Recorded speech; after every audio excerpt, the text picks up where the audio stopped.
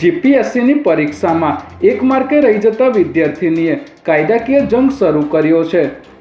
આ પરીક્ષાના પ્રશ્નના જવાબના વિવાદના મામલે હાઈકોર્ટમાં ચાલી રહેલી સુનાવણીમાં કોર્ટે જીપીએસસીની આકરી ઝાટકણી કાઢી હતી, જેમાં હાઈકોર્ટે જીપીએસસીના વલણ અને વર્તણૂકમાં માત્ર ને માત્ર અહંકાર હોવાની અત્યંત આકરી ટીકા કરી હતી અને 3 વારના નિર્દેશની અવગણના બદલ કોર્ટ ઓફ કન્ટેમ્પની ચીમકી પણ ઉચ્ચારી હતી।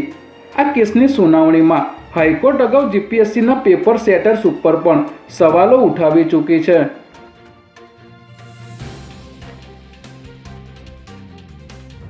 સ્ટેટ મોનિટરિંગ સેલની ટીમે છારોડીના માનસી ઇન્ડસ્ટ્રીઝના ખુલ્લા પ્લોટમાં રેડ કરીને વિદેશી દારૂનું કટિંગ ઝડપી પાડ્યું છે। સાણંદ જીઆઈડીસીમાં આવેલા માનસી ઇન્ડસ્ટ્રીઝના પ્લોટમાં દારૂનું કટિંગ થતું હોવાની બાતમીના આધારે સ્ટેટ મોનિટરિંગ સેલની ટીમે અહીં દરોડો પાડ્યો હતો, ત્યારે પોલીસને જોઈને 9 જેટલા બુટલેગરો ફરાર થઈ ગયા હતા। જ્યારે પોલીસે સ્થળ પરથી જુમ્મા ખાન પઠાણને ઝડપી લઈ દારૂની 11,332 બોટલ તેમજ 33 લાખના 3 વાહન મળીને 1 કરોડથી પણ વધુનો મુદ્દામાલ કબજે કર્યો છે।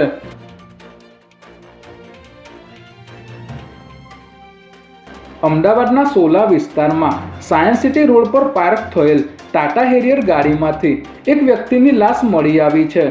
સોલા પોલીસને જાણ થઈ હતી કે સાયન્સ સિટી રોડ ઉપર હેટાર્ક પાર્ટી પ્લોટ નજીક વિહત બંગલોઝની બાજુના એક ખુલ્લા પ્લોટમાં ગાડીમાં લાશ પડી છે, જેથી પોલીસે તાત્કાલિક ઘટના સ્થળ પર પહોંચી તપાસ હાથ ધરી હતી। ત્યારે મૃતકના શરીર ઉપર કોઈ ઈજાના નિશાન જોવા મળ્યા ન હતા, જેથી પ્રાથમિક દ્રષ્ટિએ હાર્ટ એટેકને કારણે તેમનું મોત થયું હોવાનું અનુમાન લગાવાઈ રહ્યું છે।